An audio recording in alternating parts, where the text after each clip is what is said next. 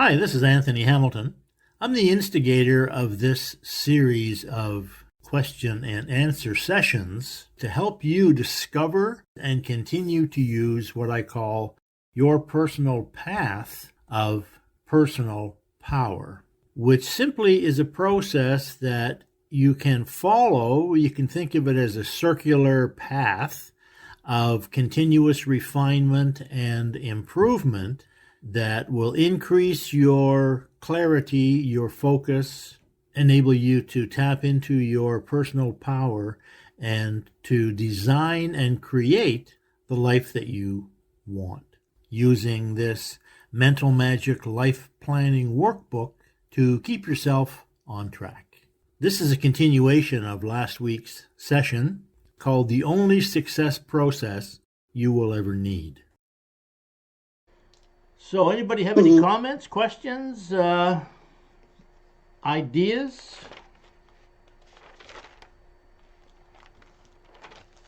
Don't all I speak. had Don't all I had a speak at good once. week this week because I did the you were focusing on iterative processes, and so this week I was doing some listening in the morning to your um, meditation, I guess, the morning meditation and then Right. evening meditation. And it was interesting. Each time I would hear it, they're kind of verbal, so there's some instructions about how to live your day or have your day. And and so it points to how your day should go, and then at the night you kind of review and set up for the next morning in a loop. And so in doing that, I would notice little things in each of the saying in each of these things that I hadn't noticed the time before. So I'd notice an aspect of it. It's you're going to be more confident today. You're going to be more enthusiastic today. You're going to approach um, a situation today that's different, or someone's going to approach you differently, and you'll approach them with more self-esteem or sort of things like that. And then at the end of the day, it kind of goes through it. And it was interesting how you're almost like calling that up in yourself to be a Yeah. better you. And by doing that loop, it kind of takes care of everything because you're going to start the day and then you're going to end the day and then you're going to set up the next day. And so it's iterative. And I found that to be very powerful. I found myself using my workbook that we have as well. And sorry, I'm getting a glare here. I'm getting a Yeah, you reflection got a off the thing on. window. It looks like your target. Yeah, like I'm Somebody's got a enlightened here. laser Let's see. sight right on your I could go forehead. right there. I said that's my third eye. But no, there's a shade that's open on the one wall over here. But anyways, I found that to be really good. The fact that it was a loop like that, it kind of got me on point, and I started doing more of the workbook work, and that was meaningful. And then I was being intentional because I was going to do the workbook work, so that made my day better in and of itself. And so I was kind of excited about it because some of the part of it, we talk a lot of things, but if you don't do anything, nothing really happens. I mean, Yeah. there's some possibility of manifestation by the universe or something, but a lot of it you got to do the work. Well, And you have to so, do the work, otherwise nothing happens, right? yep, But what's the work actually? The work is to go inside and use your imagination. That's the work. And that's what we don't do normally because we're never taught to do that. Like, I don't know any schools that teach meditation. I mean, maybe, there might be some. Maybe Montessori schools or something, they might teach some kind of meditation exercise. But, it's funny that meditation, which has been around for like literally thousands of years, right? Um, it's considered kind of weird or spooky or different or something, and yet it's absolutely essential. You know, um, I'm one of the things that I love listening to is biographies, like these audiobooks. So I've been listening to the autobiography of Mel Brooks. You know, who's a writer and an actor and a comedian. I mean, you've all seen his movies, right? You've seen a few of his movies, probably. Blazing Saddles. What's that? For Brian, is it Blazing Saddles? I think is one of Yeah, that's one of that his. movie. Yep. Um, but I was quite surprised actually when I was listening to his stuff because Was listening. Sorry? Somebody say something? No? Like I knew him from Blazing Saddles and Young Frankenstein, and one of his funniest movies, which I think is an absolute classic. If you haven't seen it, I highly recommend you see it. It's called High Anxiety, right? And but one thing that I noticed is, and this is one of the reasons why I enjoy so much listening to these autobiographies of actors, right? Because they're literally making something out of nothing. That's what they do. And so there was one point in this Mel Brooks story, which I put a bookmark on it, so I'm going to have to listen to it again and maybe send it to you. Because it's a perfect example of what we're talking about here, which is basically creating something out of nothing, right? Here comes Phil and Meg. So we have a guest here today, Phil, Yvette. I met her last week and invited her to come. Oh, great. So Hi everyone, it's good to meet your regular folks. yeah. So Phil is a guy I've known Phil since 1985. That's right. Before you were born, I'm sure. Yeah, it is. So anyway, the idea of kind of creating something out of nothing, right? Well, that's what artists do, literally. I mean, that's their title. They're creatives, right? And so the truth is, that's what we all are. We all create our lives out of nothing, basically. Our thoughts and beliefs, and most of which are unconscious. We don't have a lot of control over them generally. And anyway, so there's this one point where he's talking to his wife, and he was working on a screenplay or something, and he said, there needs to be a song here. I need to get somebody to write this song. And so his wife, who was an actress too, right, Anne Bancroft, she said, well, I know who can write the song. So he said, oh, who? She said, you. He said, what? She said, yeah, you're great. You can sing. You're musical. You've written some songs before, and you're the perfect guy to do it. So he said, oh, gee, I never thought about that. So of course he sat down and he wrote this song, right? And so one of the things I learned about Mel Brooks, listening to this autobiography, which surprised me, I mean, I'd heard little bits and pieces of the story before, but I certainly wasn't familiar with it. He's one of 8 people in the world who have won the EGOT. You know what that is? It's an Emmy, a Grammy, an Oscar, and a Tony. Yes, one of the 7. Yeah, I understand. Yeah, maybe this year Cillian Murphy will be the next one, but I don't know if he has won an Emmy. I don't think Cillian has won an Emmy yet. Well, he's won all 4, which is very unusual. Like I say, I think there's only 8 people that have won them all. Yeah, only 8. But another thing that I didn't realize was that he had either written and starred in and directed or produced 27 different movies. Now that's a heck of an output, right? 27 movies. I mean, I had no idea that he'd done that many. If you asked me, I would have said, oh, maybe 5 or 6, But no, he did a lot. Like his company produced, for example, The Elephant Man, right? Which I had no idea that was Mel Brooks. And he was the producer of it. He didn't write it or direct it, but his company made it. So, pretty amazing guy. But the idea is, this is the idea that I'm trying to get across here, is that each of us creates with our thinking, with our thoughts, And one thought, like for example, I can do this, that can move us ahead. Whereas another thought, like, oh, I can't see myself doing this, that'll stop us, So literally learning to be familiar with our thoughts, our thinking, our ideas, our plans, our goals, our wishes, our fears, whatever, that's, I think, really the most important thing that we can do to live our life successfully and happily, and yet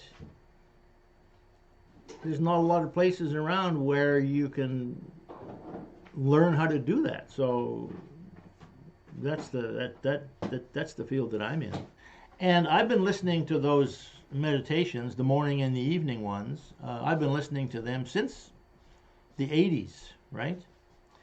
And I'm often surprised at what they make me think about, because if I say something like, or at least if on the recording it says something like,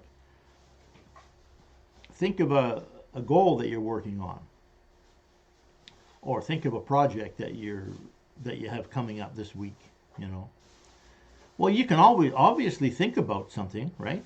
You obviously have something coming up this week. You may have a project, or you may have a goal that you're working on, and so it just focuses your mind to think about that. And then if it says, on a scale of 1 to 10, how much confidence do you have about that? You can answer the question instantaneously, right? You know it's a 6, or it's a 7, or it's a 2, or it's a 10, right? Yeah. So I see those meditations as a series of questions, right? And you fill in the blanks. So they're always I think they're inspiring. They're inspiring. They draw more out of you. They're really, I guess, calling out the best in you, right? Directionally, and I think that's powerful to do that in the morning. And I used to read when I was a young man. I read the autobiography of Ben Franklin. Right. And Ben Franklin, at the end of his day, would go through about 10 characteristics that he would cycle through in a process. So he would say, was I disciplined today? And he would score it, and he would maybe have one he focused on. And as a young guy, I used to do that. Yeah. And, it's a good habit. I mean, if you want to be disciplined, you want to be kind, you want to be honest, you want to be, I always think of the Boy Scout motto. You go through the different disciplines of being a scout. It was set up back in the 40s to, make young men helpful yeah, well, to one society of the things that he did, being... One of the things that he did, and I've recommended that book to lots of people. I'll recommend it to you guys if you haven't read it, The Autobiography of Benjamin Franklin. But what he did was he decided that he would focus on one quality a week. And he had 13 qualities, right? Like you said, thrift, kindness, thoughtfulness, humor, something like that. He had 13 of them. And he thought, if I focus on one each week, I'll be able to go through the whole 13 in 13 weeks, and I'll be able to do that 4 times a year. So he said, I'll try it for a year and see what happens.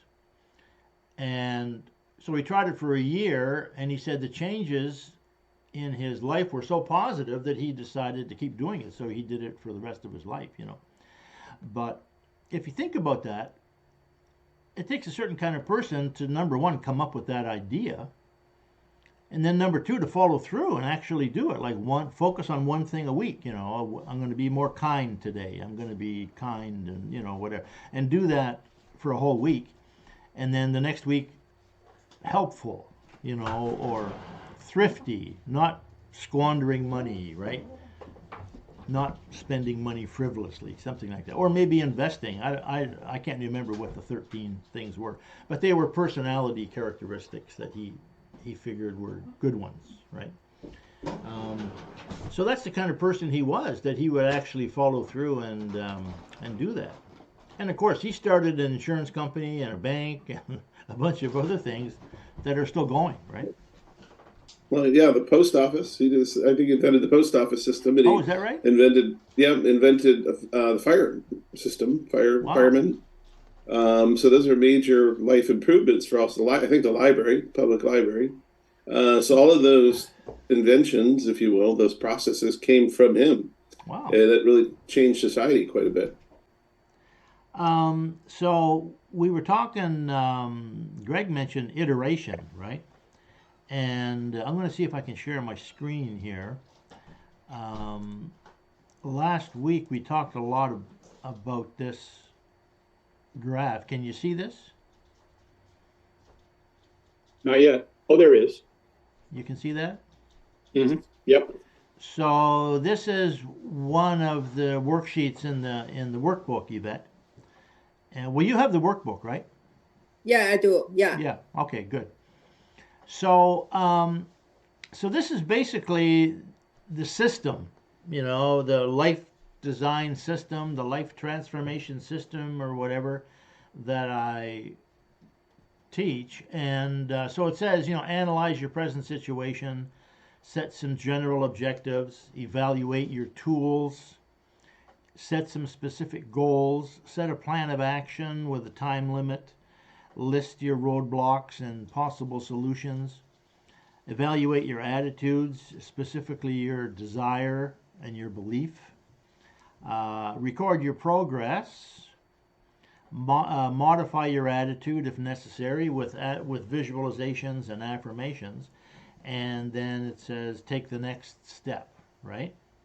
So this is an outline of how to achieve a goal, let's say. You could expand this to cover a whole year, or you could reduce it down to one day and say, what am I doing today? What's my objective today? What tools am I using? What's my specific goal for today? What's my plan of action, right? What's my attitude? And then record your progress. How am I doing? If your plan is to do something by 5 o'clock and it's now noon, like, how am I doing? Am I on track or not on track? And then take the next step. So on the side of the sheet there, it says continue to evaluate and refine or repeat the entire progress to smooth out rough spots and increase efficiency, right? So basically this is like a cycle that you could do. You could literally do it every day, but what I was going to mention this morning is that it's really an analysis of every single step that you take. And in some ways, you could think of it as an analysis of every thought that you have.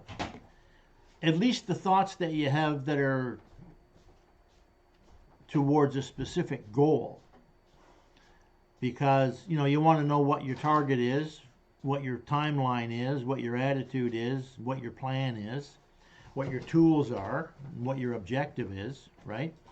So the way that I think about this is if I was going to cross a stream, let's say I'm out walking in the woods and I want to, I'm following this path, and then I get to this place in the path and there's a little creek that's running across.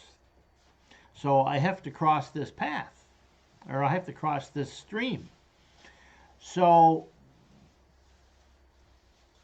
I don't want to fall in the water and get my feet wet. So what I do is I look at my present situation. Okay, I'm on this side of the creek. My objective is to get across the creek, right? What's my goal? Okay, get across the creek without getting wet, What's your plan? Well, my plan is to get to the other side of the creek, right? Well, in actual fact, that's your ultimate plan, right? That's your ultimate goal, is to cross the creek. But what is your immediate goal? Well, it's really to step on that first rock. There's a few rocks poking their heads up out of the water. And so your plan is, I'm going to step on this rock, then I'm going to step on that rock, then I'm going to step on this rock, and then that one, and that one, and that one, and eventually get across, right? So those are the steps you're going to take. So take your next step, assuming that your attitude is good. Yeah, I think I can do this. I can see myself getting across, right? So take the next step. So your goal then is to get to that first rock. So you may get to the first rock, and then, assuming it's big enough that you can put both feet on it, then you go, okay, now that's my present situation. I'm on top of this rock. So what's my objective now?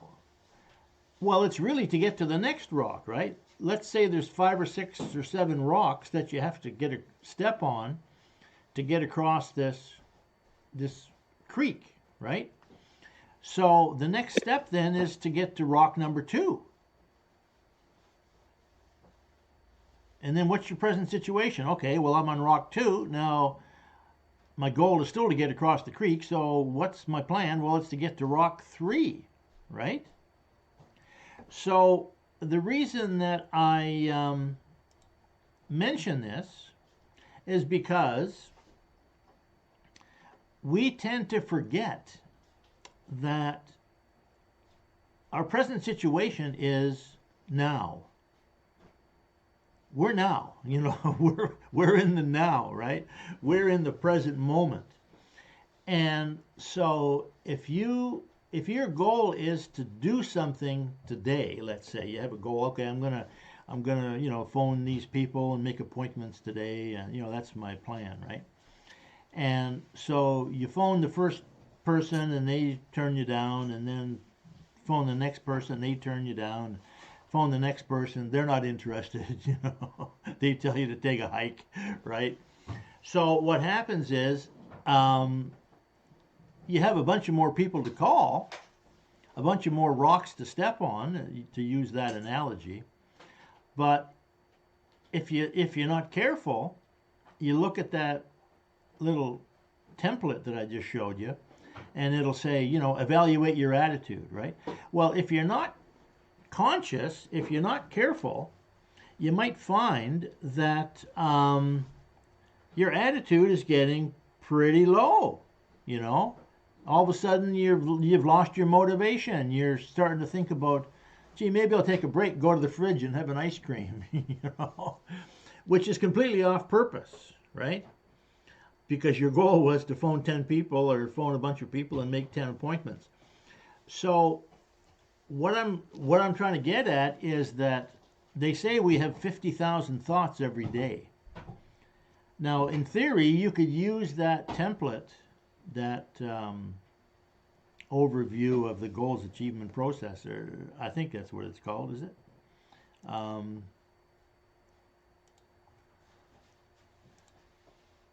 don't have a name for it. Okay. So in theory, you could use that sheet every single second or every minute, and in some ways, I would advise you to do that if you're doing something that is tricky. For example, when you're running, Phil, how far do you run? 10 miles? Oh, no. Is it 10 miles? No, it's 10K. Okay, 10K, so 6 miles. It's 6 miles. Okay, so your goal would be, okay, let's get 1K, right? Let's have a successful start, and we'll run the first K and make sure that we're not overextending ourselves. We're not going too fast. We're not wearing ourselves out. We're not racing anybody, because my goal is to successfully complete this 10K run. I'm not trying to be first here. I'm not trying to be one of the rabbits, right? Right. So my goal is to successfully finish this and not get hurt, not pull a muscle or something when I'm doing it.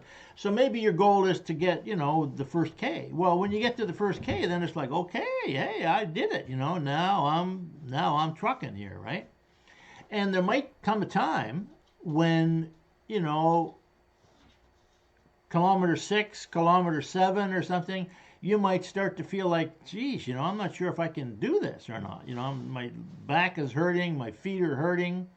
So you sort of have to go through that process. Okay, where am I now? Well, I'm at kilometer 6, right? How am I doing? Well, I'm doing okay, but I'm hurting. What's my attitude? Positive or negative? What's my plan? Should I continue on my plan?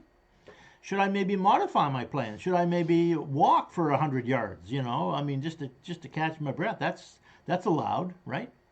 Oh yeah. So what I'm saying here is that worksheet, even though we look at it as sort of, this is how I'm going to double my income, or this is how I'm going to get a job, or this is how I'm going to change careers, or this is how I'm going to get my next, acting gig or whatever it might be. This is how I'm going to, this is my next book that I'm working on. In actual fact, you can use that little chart there, that little template, at any point, any moment, any step, because if you get halfway through that creek, you're on rock number 4, and you're looking at the bank and you're not looking at rock number 5, you're liable to step on rock number 5 and fall in. And I'm assuming we've all done that, either, if not literally, then figuratively, right?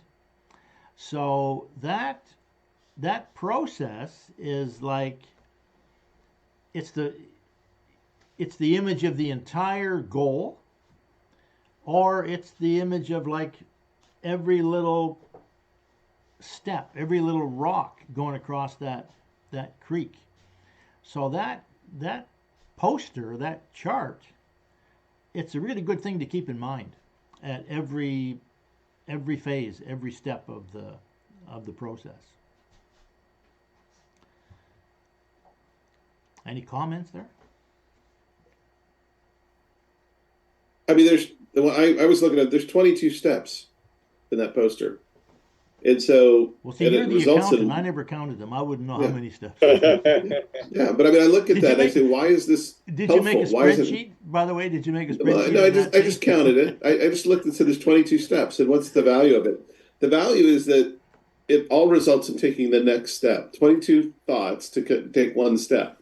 Right. But what happens is people stop taking steps. They get discouraged, and they don't know what to do next. And this creates your imagination. Says, well, what's your talents? Well, if you're running, well, what about, I got a guy that wants to run with me. He's a workout buddy. Okay. Or I've got a new set of shoes, or I've got a coach, or I've got some times I know about, or I've been watching the video about this runner. All those different things spur things that you could do that contribute towards meeting that goal. Because otherwise you sit there and say, I don't know what to do. You go out and try to run, and you say, well, I'm not that good at it. You go back home.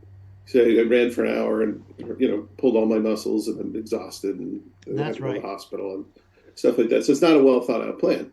But when you start looking at these talents and different strategies and evaluation and each of the steps here, to me, particularly with complex projects, it's easy with simple stuff. Wash the dishes. Okay. How hard is that? But when you start to look at major changes in your life, like running a 10K, it's a multifaceted project, right? And it's easy to get stalled somewhere along the way. And it's done within competing priorities and all these other things. So I think your models are a good tool. I had just put that in my workbook as an insert.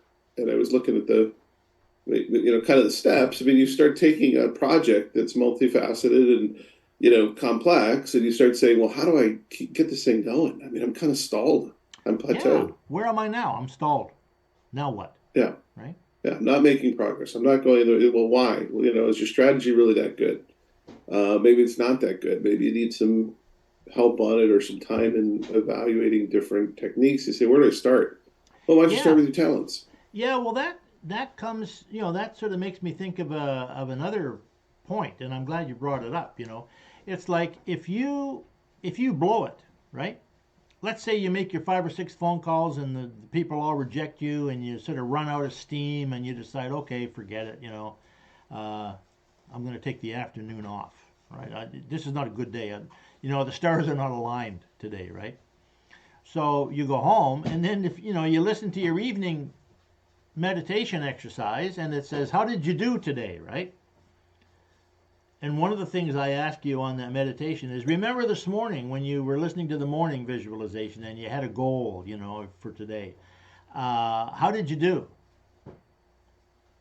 Well, you might say, well, I blew it. I did, I got halfway through my phone call list and I lost my energy and I quit, right? So then that sort of leads to the next question, which is, okay, well, if that's a weakness in your plan, if that's a flaw in the ointment, kind of, if you quit because you lacked energy, then you might want to set another goal of, okay, what am I going to think about? What am I going to remind myself of? What am I going to do physically? Am I going to maybe change my posture like Anthony Robbins, punch myself a couple times, say a few affirmations, get ready for the next call so that I bring my energy back up, right? Now that could be another goal. How to get myself high in energy and pumped so that when I make the next call, I'm in the right headspace to make the call, right? In other words, forget the previous 5 that said no and look at number 6 exactly the same way that you looked at number 1, with a positive expectation and that sort of thing. Because you're on rock number 5 and you got to get to rock number 6 before you get to the other side. If you don't pay attention to rock number 6, you might not notice, hey, it's not as flat as the other rocks. The other rocks, I could just step on them and they supported me and it was pretty good. But actually, now that I look carefully at rock number 6, it's kind of rounded. I better be careful when I step on this one. I might slip off, right? So it's right back to step 1 again. It's like, oops, where am I right now? What is my objective? What's my plan? What am I going to do? What's my attitude? What am I focused on, right? So that little graph there, I think, is, we talked once before about every thought kind of being the same, like the fact that your mind can focus on a month or a week or a day or a minute. You can expand or change your focus. When you sat down this morning, maybe your goal was to make 10 phone calls and make 10 appointments, and that was your view of the day. Now here it is, it's 11 o'clock, you haven't made any appointments yet, so it's like, oops, what do I do now? What's important right now? Anthony Robbins would probably say, what's most important is your state. What are you focused on? What are you thinking about? How are you breathing? How are you holding your body, right? Make sure you get yourself in the right state. So that little chart there is, in a sense, you could have that as a chart for your whole life, or it could be a chart for the next 5 minutes. So yeah, this is great. Well, thanks you guys for being here. Anybody have any comments? Jess, did you put your hand up? No? No, but can I just share something kind of crazy that happened yesterday? Yeah, go ahead. Sure. Okay, so I don't know if I've mentioned this on here or not, but my grandmother, who is 93, she fell back in April last year. And so now she's in a wheelchair and she's been moved to a home. Up till then, she was living completely independently.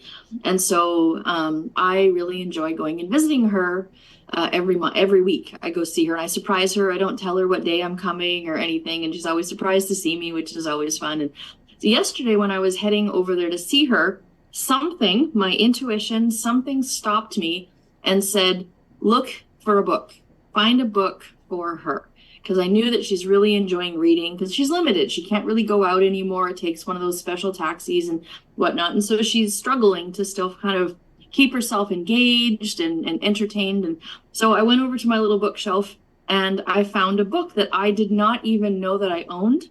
I have no idea where it came from. And it was one of Jack Canfield's books about, Chicken Soup for the Soul, but it was more on a Christian side of life, miracles and that kind of thing, which is right in my grandmother's wheelhouse. And I grabbed it and I took it to her. I got there, I handed it to her, and she just looked at me with absolute amazement because she says, I was just thinking about that book, that I really wanted to read it, and that there's a new lady that has now come into this home as well who's blind, and she was looking for a book to read to her. Like, Oh, isn't that wild? I had to share it. It's just crazy, right? So yeah. Wow. You can't So it's like explain it. listening to the intuition, right? Like I stopped and it's like I had this feeling that there was something here that I was supposed to bring to her. So anyways, I had to share because it's just kind of, she has That's another so book cool. called God Winks that her and I have been talking about a lot, which is basically coincidences. And that she looked at me and she winked and she goes, just another God wink. Like, I just loved it. So Well, yeah. that's a great point, you know, and it reminds me. I started off this session here today Mm-hmm. talking about creativity, and creativity is something that we do as humans naturally, and we do it with our thoughts. Mm-hmm. Mm-hmm. You know, some of the thoughts are conscious, and we sort of plan and think and strategize.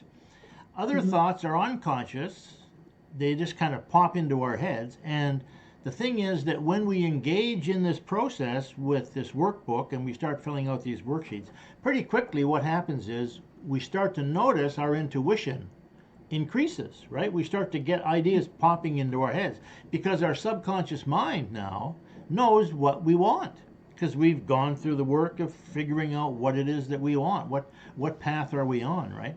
So that's a great example of paying attention to your intuition.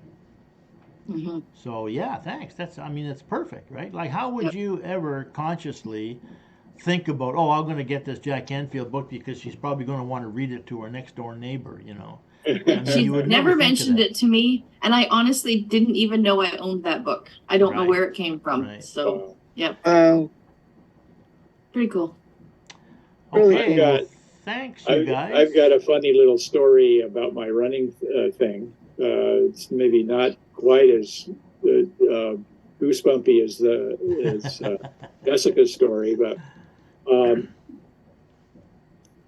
I don't know exactly when it was, but sometime it might have been as much as a year or even 2 years. I bought a pair of running shoes because we get this Ronson's is a shoe store company, and they have regular sales, and there was this at a good price on running shoes, but they sat in the closet for a long time, months or even over a year or two. I hardly wore them because whenever I would put them on, walking down the hall in our condo, they'd squeak. This kind of squeaky sound, and it made me very self-conscious. Like if I'm out wearing these, so I just kept wearing my other shoes, and they just sat in the closet. So when I decided, got this notion to run, right there they were ready for me. And outdoors on the trails that I run behind our apartment here, you don't hear the squeak, and now the squeak is gone. Walking back down the hallway, that same hallway, they don't squeak because they're broken in or whatever. But well, that's a big part of achieving goals, is to pay attention to your intuition, because your subconscious mind is your friend, your partner in success, right? So the clearer we get about what it is we want, the more we become aware of those little hunches and intuitions that give us valuable ideas, right? Yeah. So here was a tool that was just sitting there waiting to be used. Yeah, well, your brain knew at some point, I guess your subconscious knew at some point, you're thinking about running, might as well buy some shoes, right? That is one thing that I think, thinking about before you go to bed at night or late in the night, thinking about this, kind of this iterative process. I do think it kind of puts your mind to work in a positive way because you're thinking about positive thoughts. And so I think you're, rather than sitting there worrying about work or something, or worrying about, too many things to do tomorrow or troubles, instead, I think if you're thinking about your goals and thinking about making the most of your day and making the most of your tomorrow and stuff like that, it probably gets your mind at working on the problem of positive goal setting. Well, there are people that say, that the last thing you should do at night is think about what your goal is for tomorrow, because your mind's going to work on it when you're asleep. Okay, thanks for showing up. Thanks, everybody. Thanks, Yvette. Nice to meet you, Yvette. Glad you're here. Yeah, see you guys in 2 weeks. Bye. Next week we're on a retreat. Okay. Oh, See you good next luck. time. Usual. See you Bye, later. everyone. Bye. Bye-bye. Bye. Bye. For more information about this online community, To get your own copy of the book upon which this entire training series is based, either the ebook, the paperback, or the audiobook, go to mindtimeandpower.com, where you can also get a free copy of this Design Your Life workbook.